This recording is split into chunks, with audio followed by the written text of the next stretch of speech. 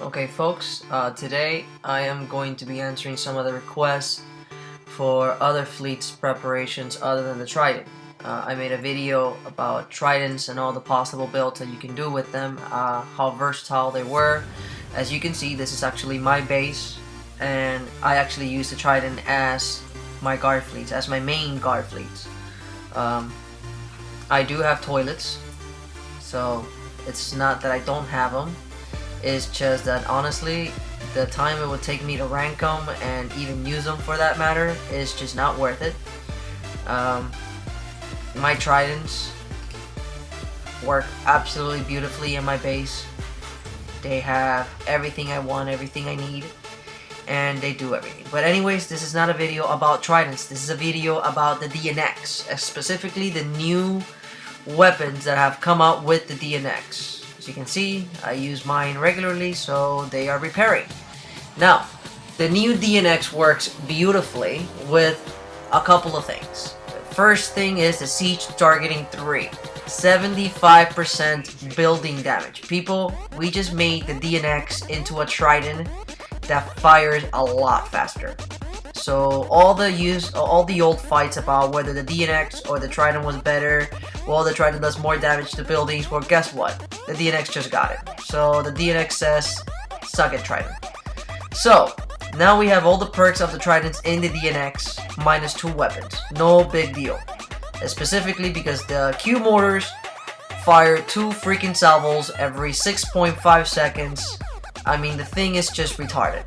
It is a retarded weapons, nice splash, awesome spread, and good building damage, 600.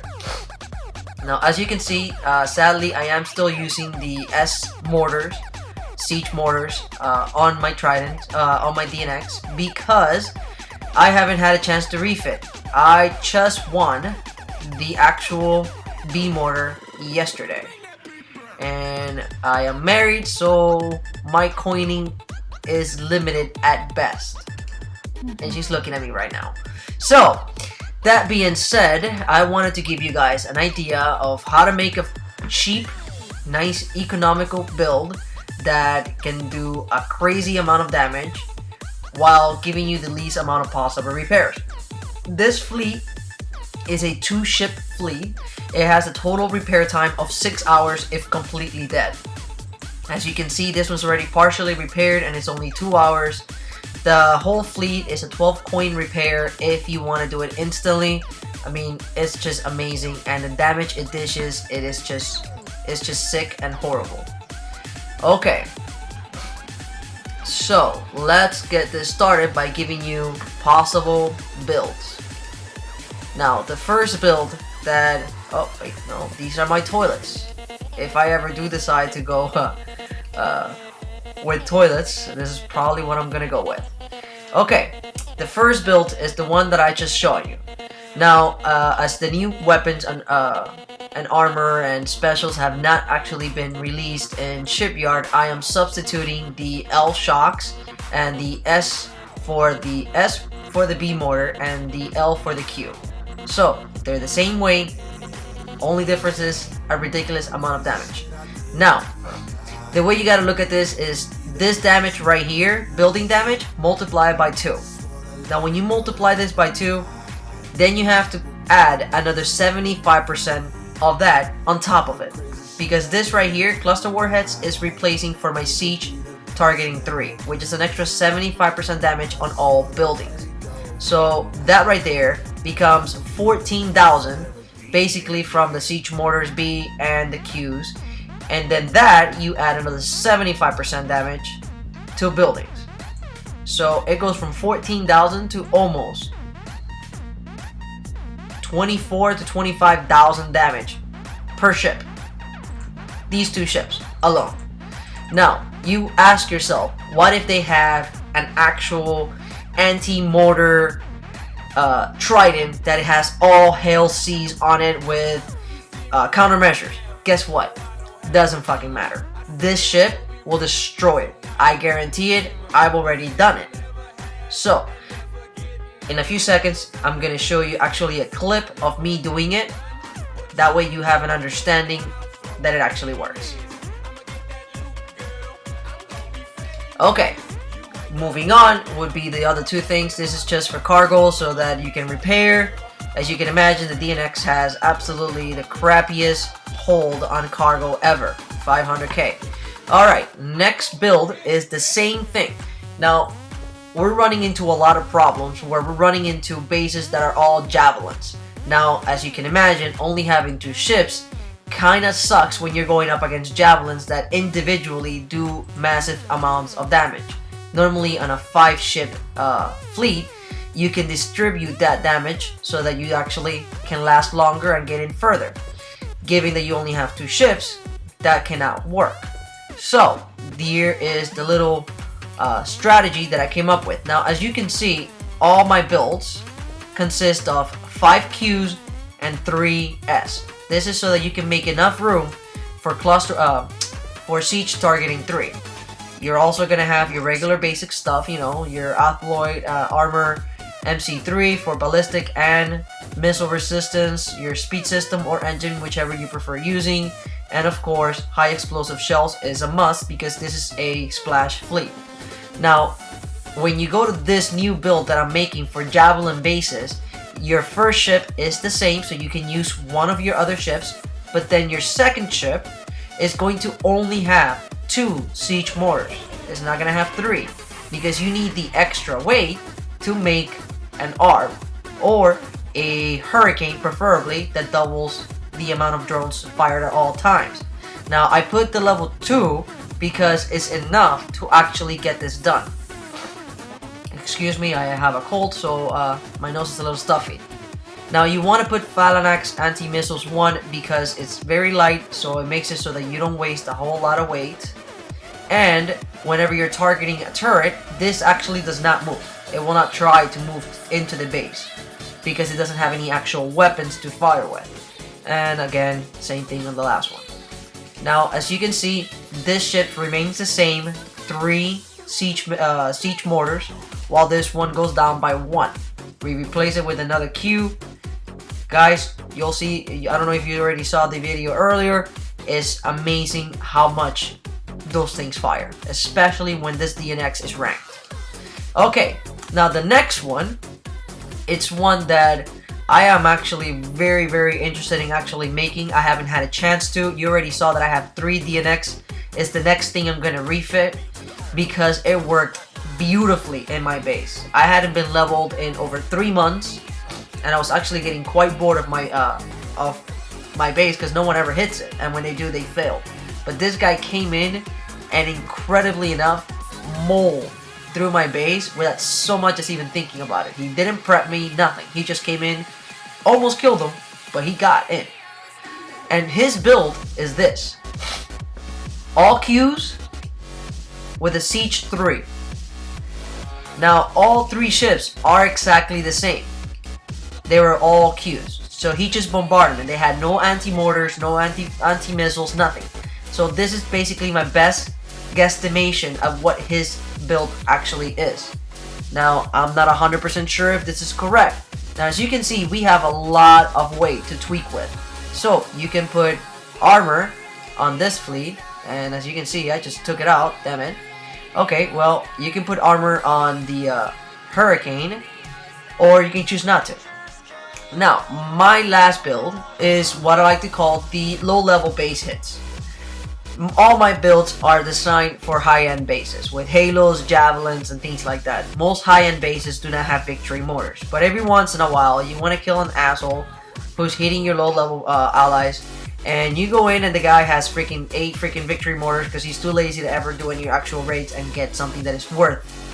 So, as you can see, all my builds previously, they don't have any anti-missile, anti-mortars. So, if you go into a base with victory mortars, you're gonna get slaughtered. Nah, we don't want to do that. So, this right here is what I have in my base as one of my guard ships. This is my protection against siege mortars. It is a Trident with all hail Cs, countermeasures 3, and then all level 4 missile armor, giving you a total armor of 14,600, almost 15,000, 83% missile resistance, and 78% explosive defense. Now, understand this. You're talking about 9 anti-hails level C. I don't care if they have 20 victory mortars in there, not one is going to get in. That is pretty much guaranteed. The extra anti-mortar range with all these, it pretty much guarantees you that it will not get in. Now, if you don't have tridents because you picked the DNX in the last raid, that's fine. You can actually do the same thing with the DNX. Now, the only reason why I have the mortar in here is because I actually have my ships on patrol, so I like them to move.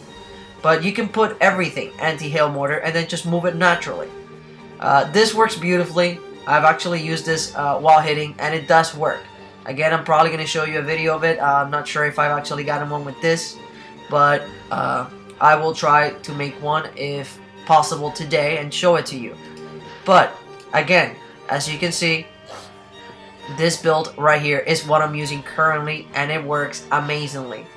On the videos that I'm showing you, you'll see that I go and hit bases that have complete fleets, and I will post also pictures of the actual damage of leveling a base with Goliaths, and I did 100% in one hit.